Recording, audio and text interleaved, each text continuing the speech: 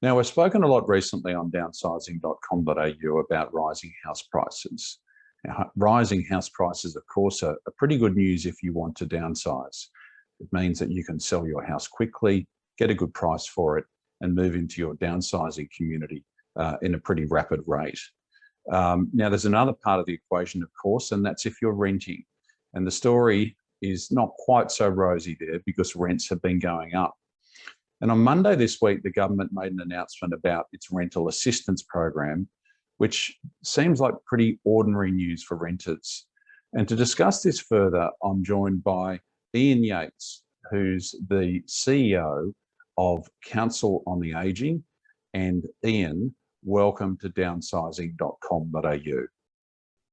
Thanks, Mark. Good to be here. So, Ian, can you just tell me first, what is the Council on the Ageing? So the Council on the Ageing, or commonly called COTA, is the peak body for older Australians. We have member COTAs in every state and territory, and they have both organisations of older people as members and individual members. And we ourselves have a large number of individual members as well as the COTAs. So we at the national level are advocating for issues and policies that affect and would help older Australians. We represent them on a large number of government and civil society advisory structures, and we're the key media spokesperson for older Australians. So thanks for that, Ian. So what I wanted to talk about is that since the 1950s, it's my understanding that the Australian government has offered rent assistance. This rent assistance has often been to social security recipients, such as aged pensioners. Now, on Monday, the Australian government announced the new rates of rent assistance. It updates these every 6 months. What I noticed is that rent assistance only went up by $1 a week between March this year and September this year. However, since in the first 6 months of 2021, median rents around Australia went up $24 a week. I was just wondering what your reaction to this situation is. My reaction is the same as always, that rental assistance is, or maximum rental assistance is, woefully inadequate. We have an age pension system that was revised substantially in 2009, following a review called the Harmer Review. And as a result of that, we have a really robust indexation system for the age pension, which ensures that pensioners get the better of whether it's CPI or the low income CPI, or a floor of a percentage of male average weekly earnings. So that means that we have seen the pension substantially keep up with living costs and community wage standards now over all that time since then. There was an attempt to change it in the 2014 budget, the first coalition budget, but that was resisted, and in the end, the government abandoned that. But with rental assistance was also reviewed in that Harmer Review back in 2008, but it was not substantially increased. It was recognised that it was inadequate, and many inquiries, parliamentary inquiries and so on since then, have recognised that rental assistance is inadequate. It used to be that it was adequate in some areas. That's increasingly not being the case, but the maximum has been inadequate for a long time. And particularly if you're in the private rental market. Now, if you're in community housing, public housing, then your rent is controlled as a proportion of your income. But if you're in the private rental market, clearly that's not the case. And as survey after survey have shown, and I think Anglicare, for example, did one recently that shows that in the private rental market, pretty well anywhere in Australia, there's not anything available for a pensioner that wouldn't place them under severe housing stress.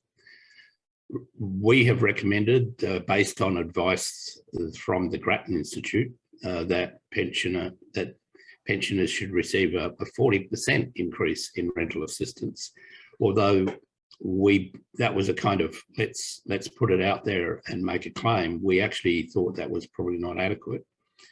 The retirement income review that the government commissioned and that reported last year did agree that rental assistance is inadequate to address housing needs in this group. And that actually 40%, if you're going to increase it, 40% isn't enough of an increase. The dilemma for governments is that if it significantly increases rent assistance, will the states and territories use that to put up rents in their community and public housing and get themselves a windfall, which we wouldn't mind if they were then spending that windfall on building more housing, but which is from the federal government's point of view, a lot of money to spend to assist the people, the smaller proportion of people in the private rental market. So that's the dilemma.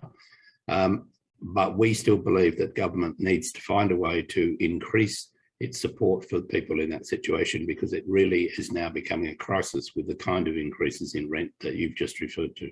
Yeah, so I mean, I think maybe let's just stick with the private rental market and stay away from the movement of funds between state and federal. I mean, I think when you look at the rent assistance, one of the things I've noticed is that it does appear to be the increases don't appear to be linked to rents and increased rents. The increases appear to be linked to the general consumer price index. And I don't quite understand why you give rent assistance and your increases are not linked to the rental market. And separately, it's a flat rate. It doesn't matter if you're in the middle of the city centre or living at Broken Hill, you get the same amount. So clearly, as you've just said, there's a desire from many advocates for seniors to have another look at this and what's really going on. And is this really a fit for purpose model for modern day Australia? Look, absolutely agree. The point about the fact that it's all the same is because it is actually a proportion, but rents have moved such, and rent assistance is not, that now a very large number of people are on the maximum, which is why we talk about the maximum being increased. And yes, we have argued that rent assistance should be related and should move in line with median rents in particular areas. Government has not accepted that. It's a very costly move. And as I said, notwithstanding is that you'd like to put aside, and I understand that, the Commonwealth state issues, regrettably in government public policy issues in Australia, when there are shared or joint responsibilities, it's a very, very big factor in government decision making. And what we've argued is, okay, let's think about finding a mechanism whereby you can actually target those in private rental. So, I mean, I think the thing though as well, isn't it, and I'm sure you'd agree with me, is that the assumption that all retirees are going into retirement as happy, mortgage-free homeowners with a huge amount of invested equity in that home to help with their retirement is rapidly going in the rear vision mirror, isn't it really? And we now have many more renters, and my figures show that over the next 15 or so years, there's probably going to be a 70% increase in over 55 renters in Australia. So I'm sure we're in furious agreement here, Ian, but there doesn't appear to be any overarching strategy about how as a nation we deal with this critical issue. It didn't appear to be addressed last year in the retirement income review.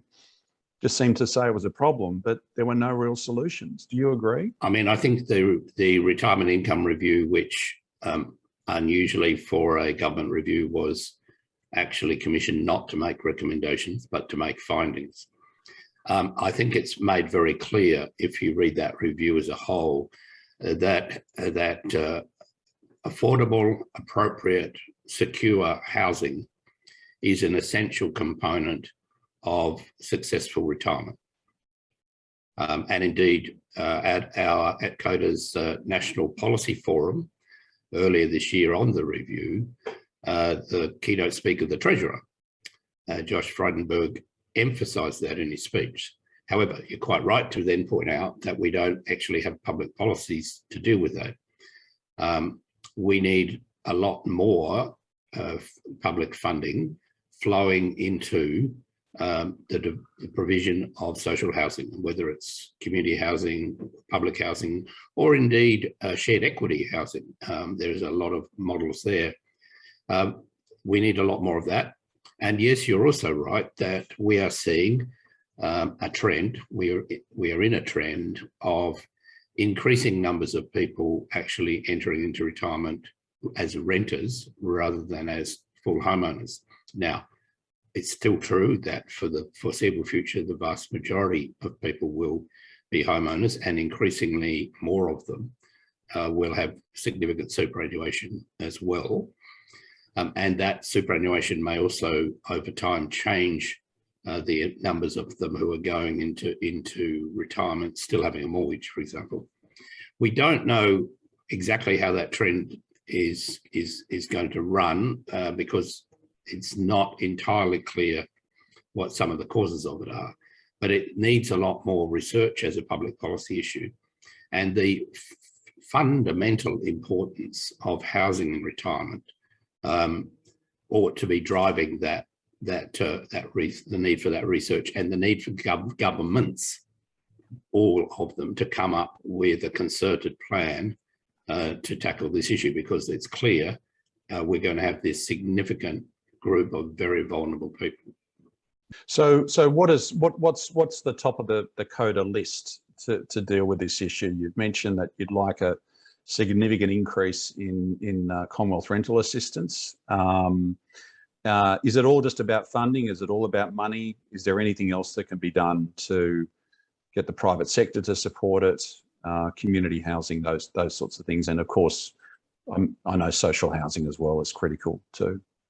Yeah, so I think what is important is that there is an integrated Commonwealth and state plan to deal with this, which is a mixture of funding, because there's no question that this whole situation would be substantially assisted and lessened in its impact if we did have a lot more affordable housing.